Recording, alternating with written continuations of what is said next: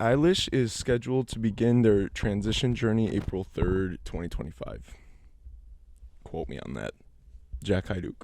Happy Pride. Aww. Yes, I'm liable to take my man. What? Let's just go back on that, okay? Yes, I'm liable to take your man. It's not smack to me, but I'm sure it's smack to you. Ooh, Great. Rough start today already. Hello, welcome back, everybody. Welcome to anybody new. We're here for a special Pride Month installment of Worms4Brainz. No, honestly though, it's like hella Pride Month, like centric with the topic, with the transitioning of everyone.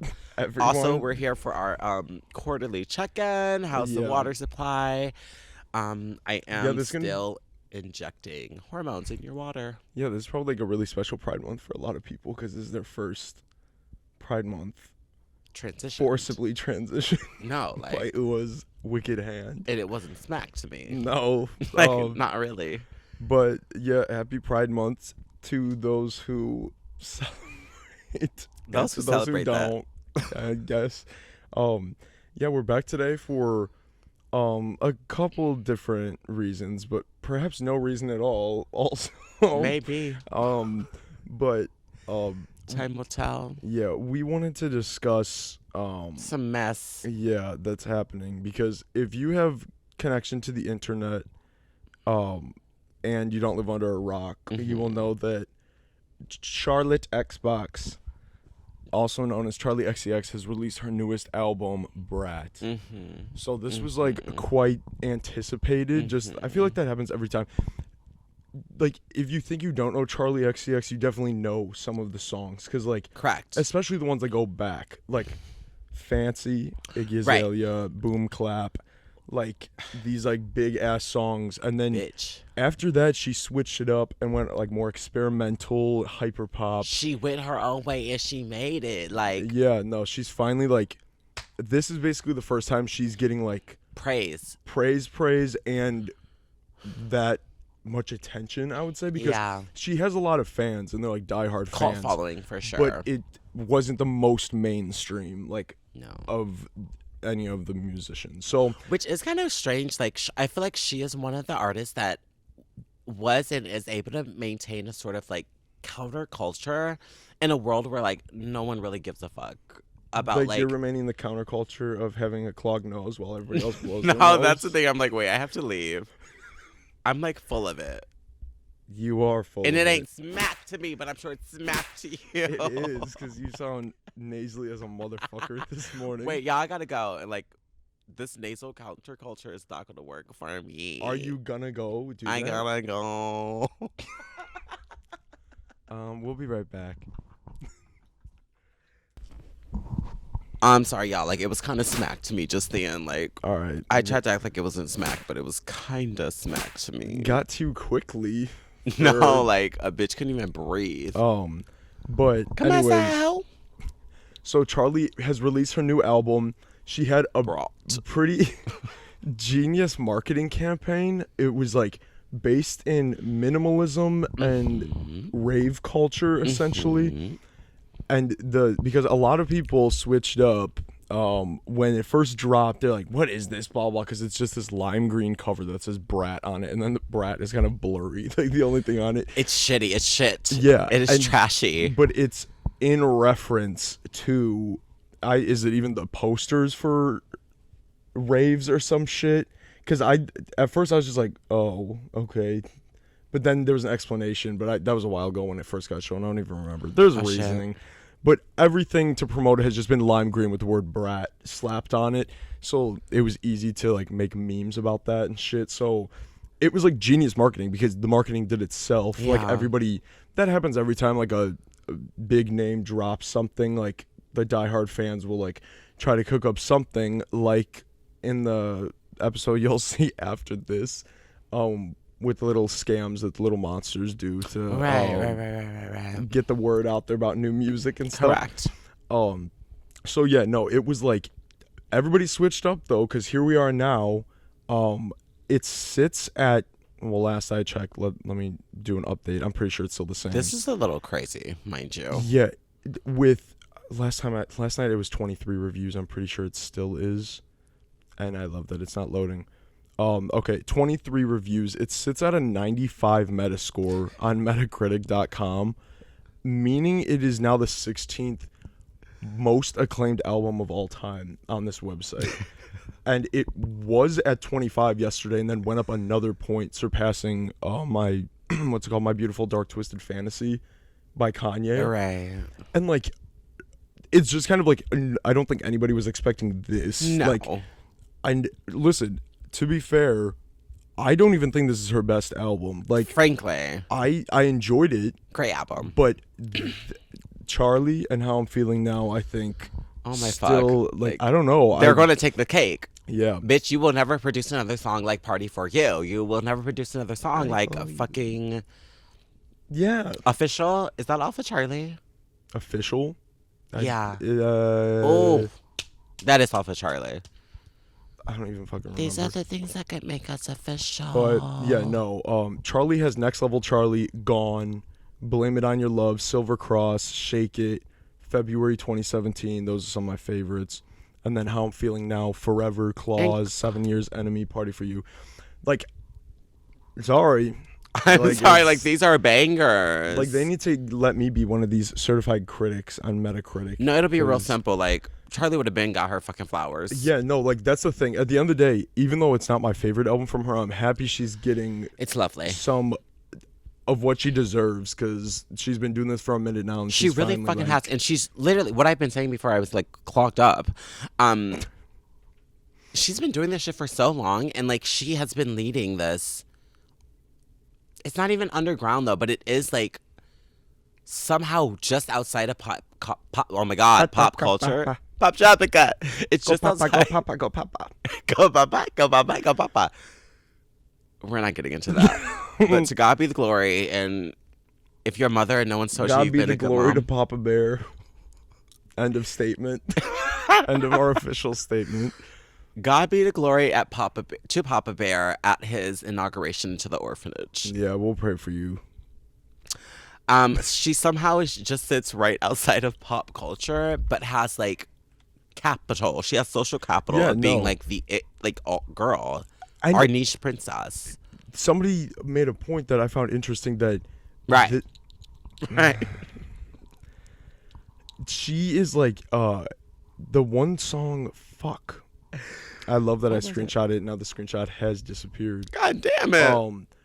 I believe something was happening along the lines. She was charting higher than Dua Lipa, who is somebody who has released like... Is that shocking? It was like 5 of the biggest songs of all time just in the past few years with her last album and stuff. This last album she kind of missed. Like, nobody talked about.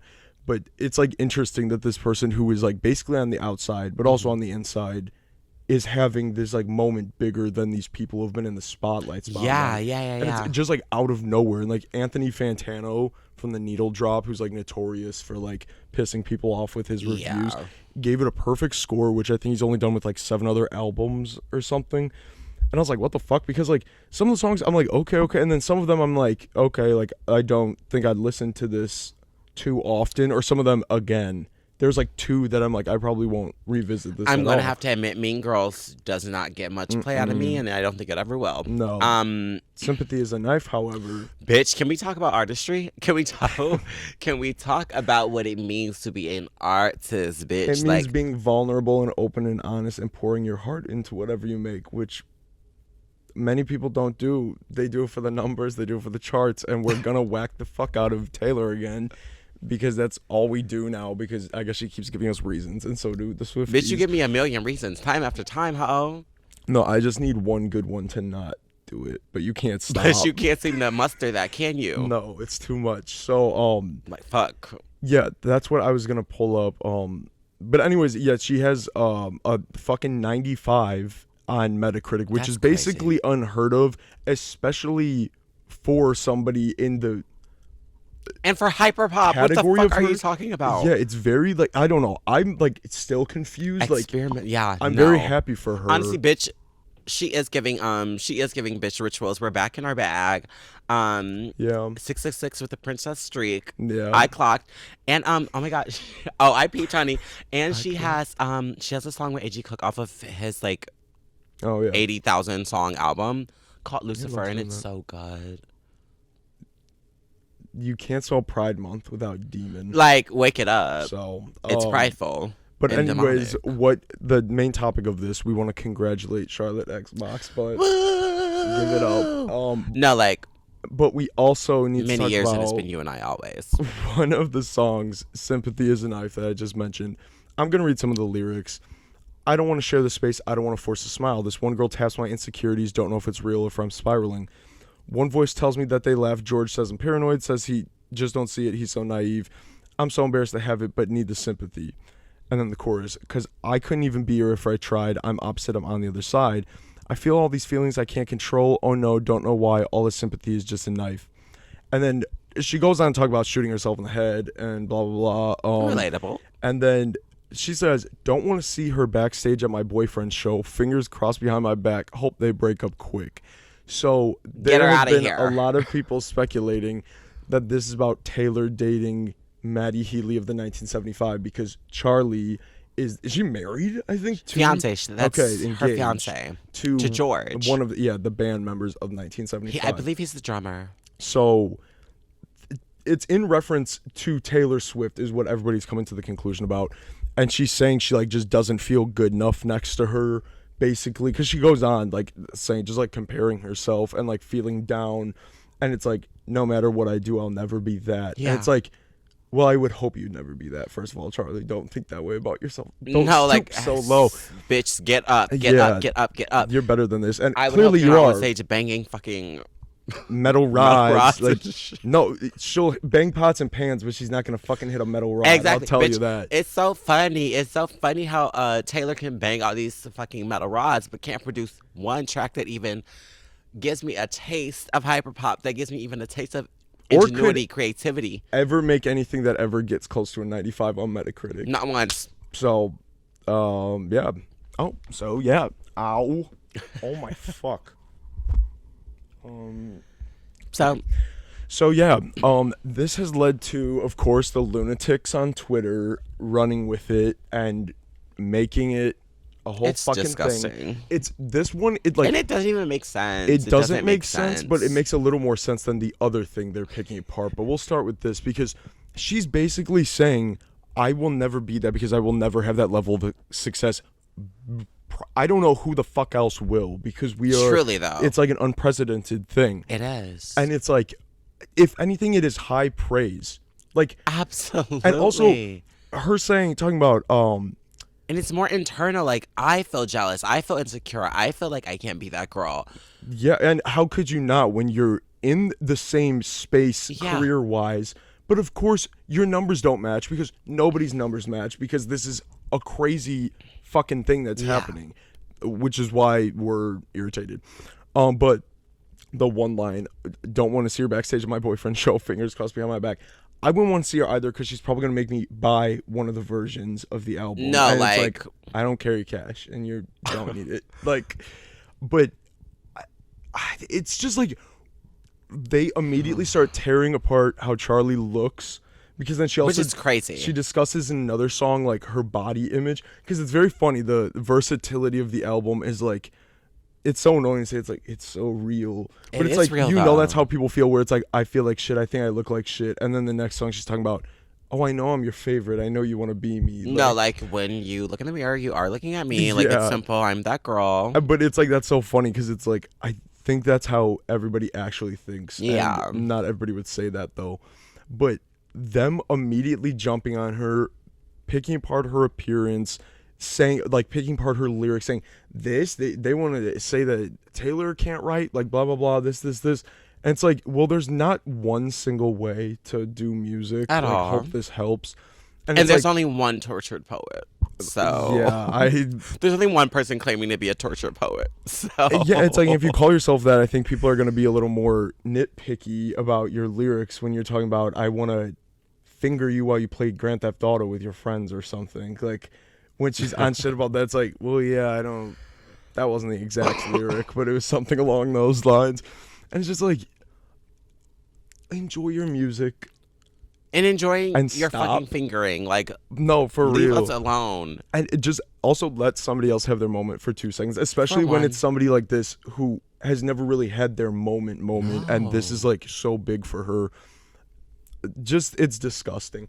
But also, the other thing that they picked apart, Maddie Healy, who broke up, her Taylor and him broke up or whatever, reposted lyrics to So I, which is a song dedicated to Sophie, if you're unfamiliar, who's a producer who passed away a few years ago that was very close with Charli.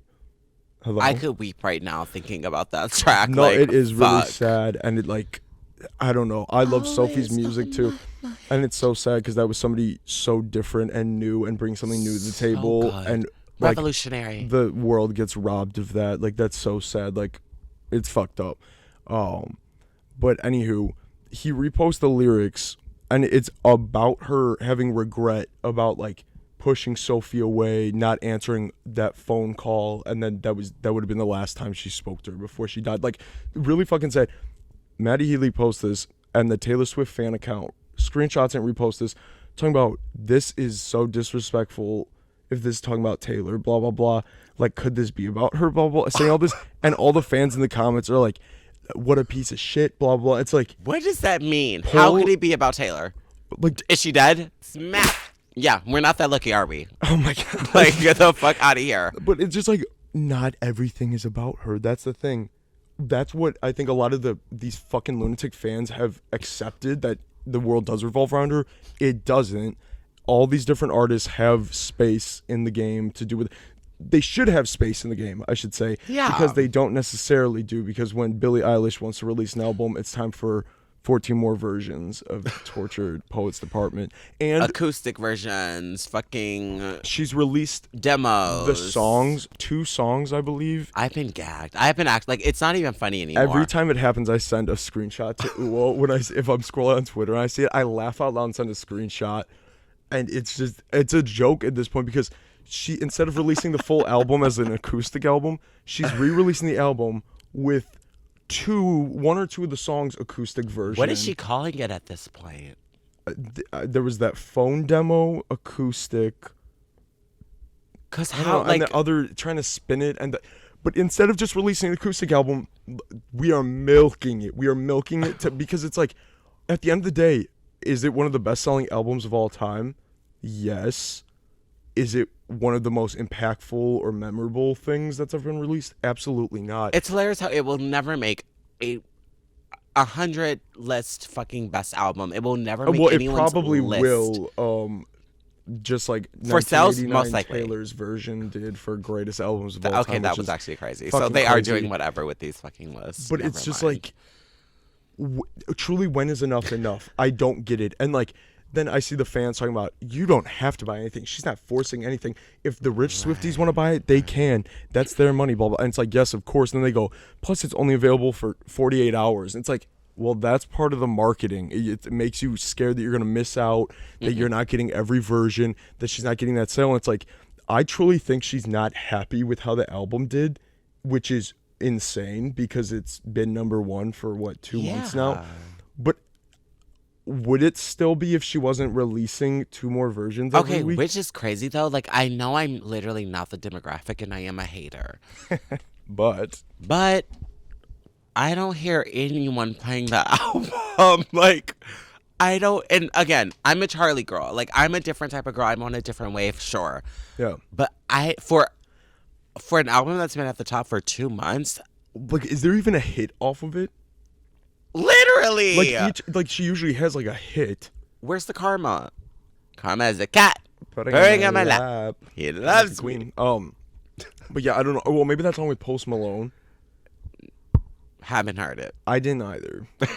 Oh, no. I know there's a music video. I didn't see that because I heard it when I tried listening, but couldn't finish the whole thing because then she released a whole nother album 20 minutes after, and I threw in the towel. It discouraged you? No, I couldn't. Yeah, it's still number 1. Okay, it looks like. Oh. Can I help you? Oh wait, she doesn't have any songs in the top 10 on iTunes. Oh, you fell off. Or the top 20. Oh. So how is number it the best 31 is Fortnite. That's a really great question. I wasn't expecting that question. I don't know. Oh, but yeah, no, just the narcissism of why can't the fuck you love who you love? Like you are a big fan of this person. Love is love. Love wins. So happy Pride. Except it doesn't, because then she blocked Billie Eilish from getting a number 1 because she just can't stand to see another woman succeed. Bisexual or lesbian woman. Yeah, it's not.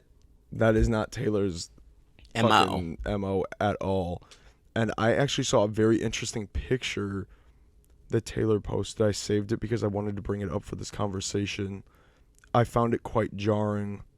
I love that found it. Okay. It's an Instagram story. And she was asking, or she put question, like you can ask her a question, and somebody said, "Are you bi?" She said, with this picture of her, look at it.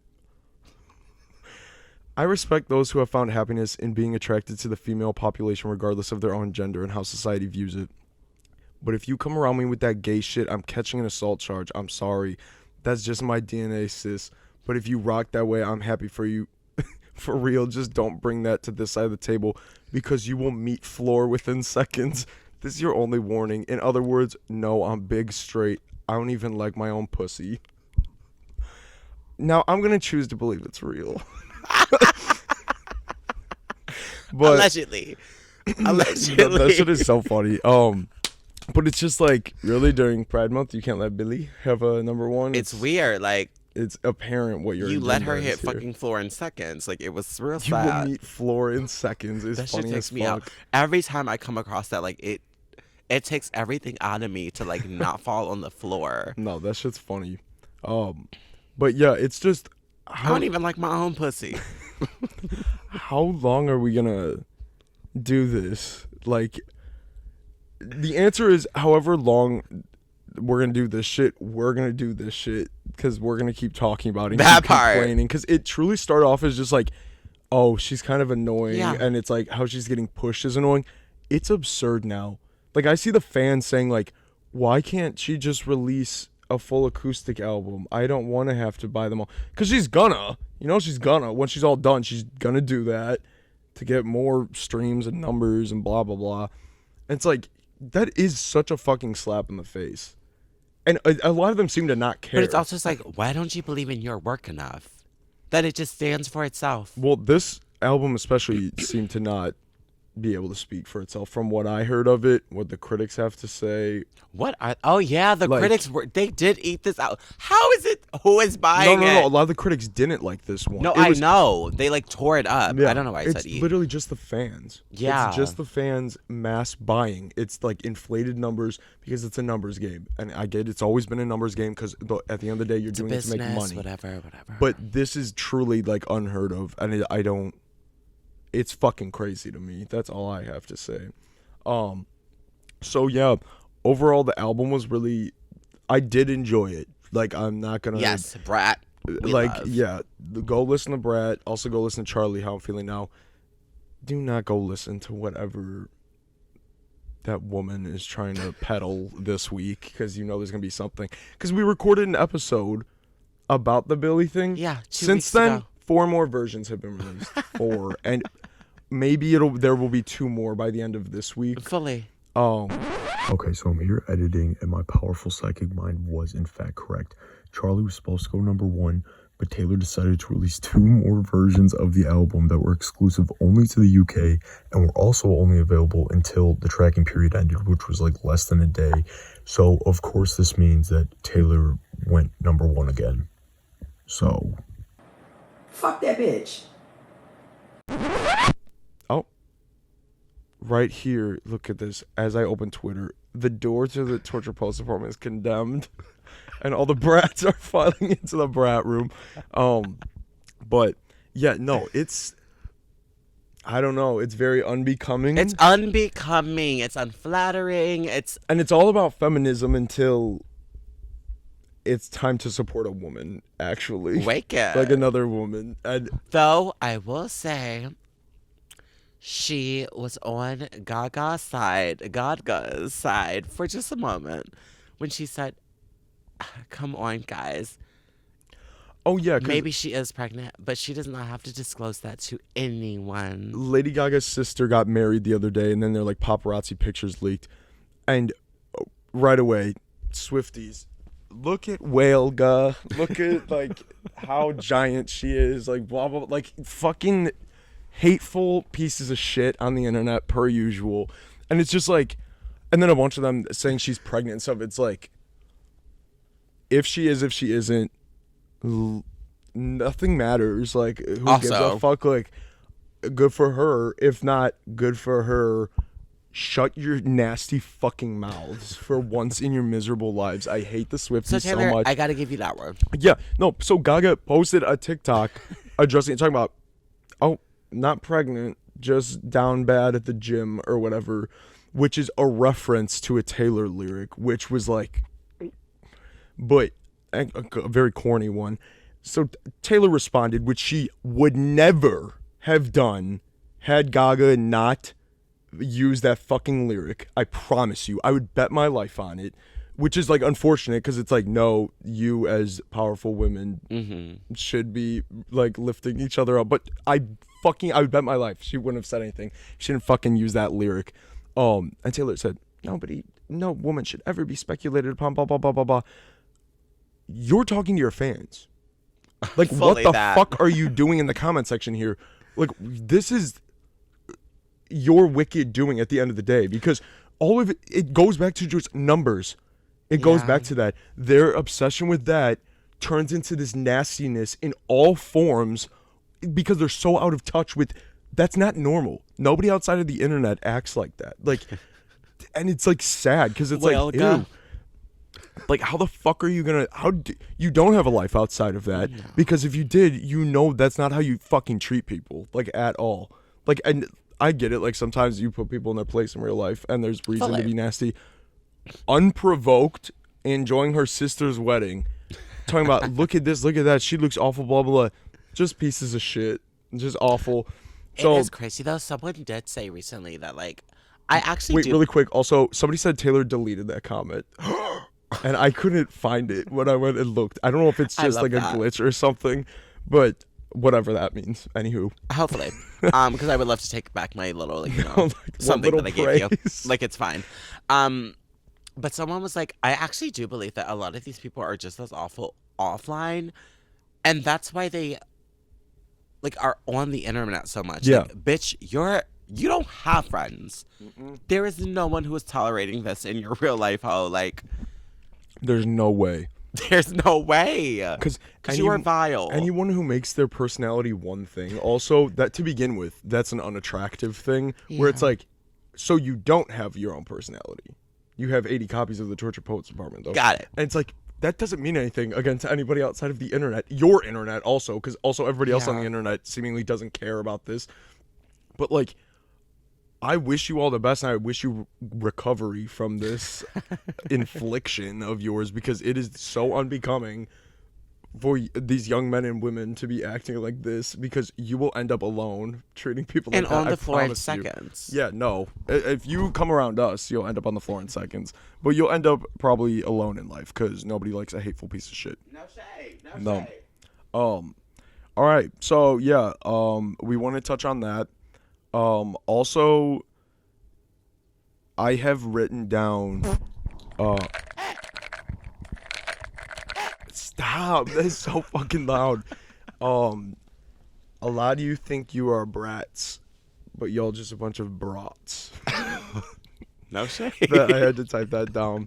And now, we have some more updates, just about like random other little things, we want to touch on. I got notified by a loyal viewer of the show, Demario, who we love and we're grateful for. Back with the chapel episode, she said, I started watching that. She said, I didn't know what was going on. I didn't know what Neoma was or who that was. And this is somebody who has watched all the episodes so far, and Neoma has made several appearances now. Demario said, well, at the beginning, she wasn't really moving or saying anything, and I thought she was a doll that you propped up, I guess along the lines of, like, the Gypsy Rose episode with that horrid thing we had sitting on the couch with us. I didn't know who it was. I was very confused. I didn't know what was happening. I was dying laughing at that because, like, Neoma, like, you're gonna need to be a little more memorable, I guess, because even our most loyal of viewers don't know what's happening. But I got a fucking kick out of that. That made me laugh. And now, another thing from, like, last time we hung out, we're leaving, and I'm taking Ua to the train, and one of the old ladies who lives in the neighborhood, who's, like, very sweet, she always goes on walks, and she picks up, like, litter all around, like, she's really nice. She was in the driveway talking to my mom, like, she stopped on her walk, and my mom told me this afterwards. She said, while we're walking out the garage to get to the car, and they're chatting, we get in the car, and the lady goes, oh, because my mom goes, oh, yeah, this is my son, Jack, like, blah, blah, blah. Because I don't think we've ever actually, like, met, but we see each other all the time and wave. And she's talking about, oh, is that his wife? And my mom goes, yes. And I was like, hell no. Like, what the fuck? Wife! I was cracking up. Why the fuck would she say wife? It jumps to wife. Like, I don't know. Well, I guess we're pushing 30, so it's about that time. Maybe, but my mom just goes, yes. Like, because she's not going to explain to this woman, like, what the situation is here. Is that his wife? But I cracked up about that, too. That made me laugh. Because I'm like, what? Boomers. Like, and she said something like, oh, how great, or something, or how sweet. And, like, my mom's like chuckled a bit. But okay, another thing I want to touch on. Okay, also I have this written down. If you watched our other episode that hasn't aired yet, so you haven't, I didn't think that sentence through. When people slap "ga" at the end of words to describe Lady Gaga, and it's oftentimes hateful. Yeah, like, from the well, Swifties, "ga." But a lot of them, like, are funny, like, well-meaning ones also. But some are truly nothing, neutral, nonsensical, and those are the ones that come out of Ua's mouth. Include this: "You are Vape Ga's lunch boo." No shade. Don't know what it means. But I take that as you will. Like, it's really not shade. You bitches are like Vape Ga's. You're nothing but lunch to You're nothing but lunch to Vape Ga. Like, she eats you hoes up every time. You're Vape Ga's lunch, boo. It's simple. It is simple. Now, this is a story I want to touch on real quick that Ua, I think, had never heard. So I said I'd save it for the podcast. Oh, yeah. Okay, love it.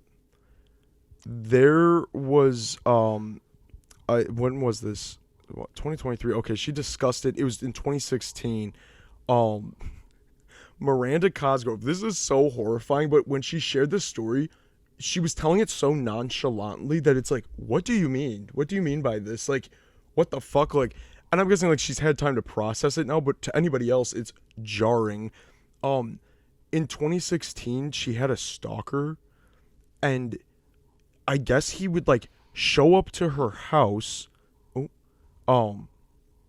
Yeah, he would show up to the house and was on the cameras, and, like, I don't even know if they realized it till after the main event of this story, but he had shown up before, and that they found him on the cameras when they looked back. But apparently she said she got a call. She wasn't home. She gets a call at 3 o'clock in the morning saying someone has died at her home. She said she didn't know what the fuck is going on. She pulls up. There's caution tape and cops everywhere. Here's the quote. A guy came and he was like burying things in my backyard for like 3 days. He would show up at night and bury things in the backyard. He buried a lunchbox with milk chocolate inside of it. I don't know if that's supposed to say chocolate milk. That's weirder if it was milk chocolate. In my backyard, she added, before sharing a terrifying revelation. Then he buries like knives and a rope and a bunch of other random stuff. I guess he'd been in my backyard hanging out there and burying things for a while. Why I didn't notice, I don't know. Apparently, I'm not that observant. Miranda then learned that the man had been pacing around the backyard with a gun in his hands, and she only found that out after the fact. I have security cameras, so later we looked back and figured out he was back there for like 6 hours or something, like waiting. So thank God she wasn't home, because I love Miranda Cosgrove, and she doesn't deserve this. She then revealed that somebody drove up in a similar car to hers while the man was in her yard, and he shot at the person in the car 6 times, presumably believing it was Miranda. He thankfully missed because the other person drove away. Finally, Miranda explains that the man ends up setting himself on fire and shooting and killing himself. A few hours later, she was alerted about what happened. But yeah, so it freaked me out really bad, and then I got another house somewhere else, Miranda said to end the story. And she is on this like podcast, like kind of just like smiling like normal. Wait, is this at the Courtney, not Courtney, who is that comedian? Ellen DeGeneres. Whitney Cummings? Was this the Whitney Cummings podcast? I think so. Oh my fucking God. I feel like I actually did, like, I might have heard that episode. That's fucking insane. Because it's like, that's scary enough, like a stalker. It freaked me out a bit. Then I moved. Then, oh no, realizing he had a gun and he's waiting for you. And then when he thinks you're showing up, he lights them the fuck up. Thankfully, they don't get hurt. When he realizes he fucked up, sets himself on fire, shoots himself in the head. And dies at your house. And it's because fucking the milk lunatic, chocolate in the background. Him. Yeah, like, but it's also so funny. She didn't notice any of this until it like happened. Like he didn't do anything he thought he was doing his big one by plotting and like no one gave a fuck. And it's just like she just shows up. She's like, who the fuck is this? Like, why are they like on my lawn like burnt up with a hole in their fucking head? Like insane. So I'm glad she's okay because I love Miranda Cosgrove. But that story is so fucking nuts, and the way she tells it like. Fairly nonchalantly for the insanity that it is, cracks me up, and I'm just glad she's safe. God, I love that. I mean, I'm glad she's safe. That's fucking crazy. Yeah, but like,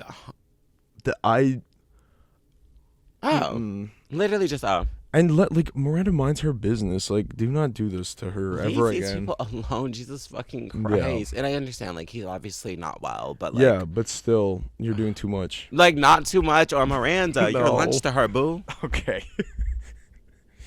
All right. Well,